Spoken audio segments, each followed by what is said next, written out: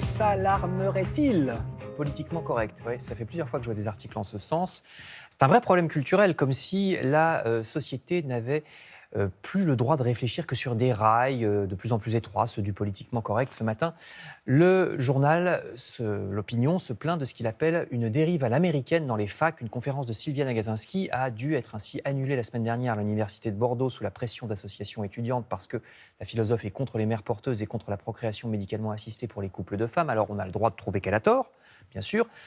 Mais le problème, c'est que les associations étudiantes en question n'ont même pas voulu venir débattre avec elle et présenter des contre-arguments sous prétexte que les personnes victimes d'homophobie n'ont pas à discuter avec les homophobes, je cite.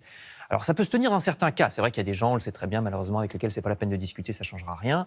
Mais cette même histoire d'ailleurs, vous la voyez dans le Canard enchaîné, mais c'est un refus de débat qui est devenu peut-être un peu trop fréquent. Oui. C'est en tout cas ce que se demande le Canard enchaîné, parce que qualifier Sylviane Agacinski en l'occurrence, mais il y a plein d'autres cas, d'homophobe, est-ce que c'est pas un peu facile dans la mesure où le Canard rappelle qu'elle était pour le mariage gay ? Aux États-Unis, il est devenu courant que les débats soient complètement arrêtés sur tous les sujets parce que quelqu'un dit qu'il se sent mal à l'aise avec le sujet et tout s'arrête, on n'a plus le droit de débattre. La sensibilité et l'émotionnel ont pris le pas sur le rationnel, estime l'opinion. Et toujours au rayon du politiquement correct, le Canard enchaîné nous apprend qu'à la Sorbonne, un séminaire sur la radicalisation a été annulé sous prétexte d'islamophobie, alors que ce débat était organisé par la Grande Mosquée de Paris. Donc c'est peut-être voir un peu loin.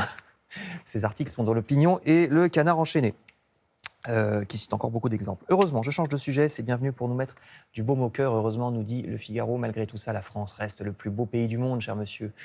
C'est une formule cocardière. C'est une formule cocardière, mais qui a le mérite de nous rappeler qu'à l'heure où on s'alarme de la pollution du transport aérien, c'est peut-être le moment de redécouvrir les beautés de la France, puisque la France, c'est plus près.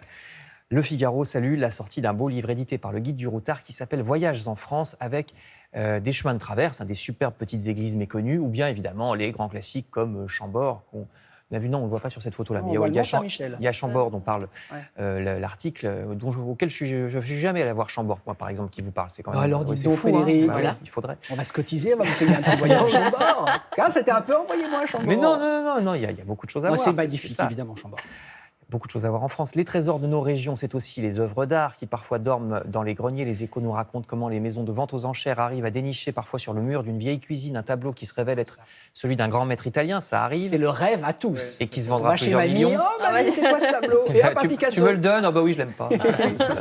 N'oublions pas non plus que la France fut le pays d'adoption d'immenses artistes comme Van Gogh, dont le Parisien nous apprend qu'il est l'objet ce soir d'un superbe film d'animation sur Arte à 20h55. Ça raconte Van Gogh avec le style pictural de Van Gogh, ce qui est plutôt pas mal. Ouais. Excellente idée même. Et puis mentionnons encore comme Français d'adoption l'immense, lui aussi, Léonard de Vinci à l'occasion de la grande exposition au Louvre. Le Figaro sort un hors-série très exhaustif sur le style inimitable du génie universel de la Renaissance. Numéro qui parle aussi de sa vie, de son enfance, de ce qu'on sait et ce qu'on ne sait pas à son sujet, parce qu'il y a des choses qu'on ne sait pas. Enfin, avec plus de 160 pages pour ce supplément du Figaro, vous en saurez quand même déjà pas mal. L'expo au Louvre cartonne. Je crois qu'il y a des centaines de milliers de billets vendus. J'espère que la queue n'est pas trop interminable parce que le Louvre a tendance à tout concentrer au même endroit. Des créneaux. Voilà. Par demi-heure, normalement. Autrefois, il y avait plusieurs entrées au Louvre. Maintenant, il y en a plus. Maintenant, normalement, c'est beaucoup plus pratique.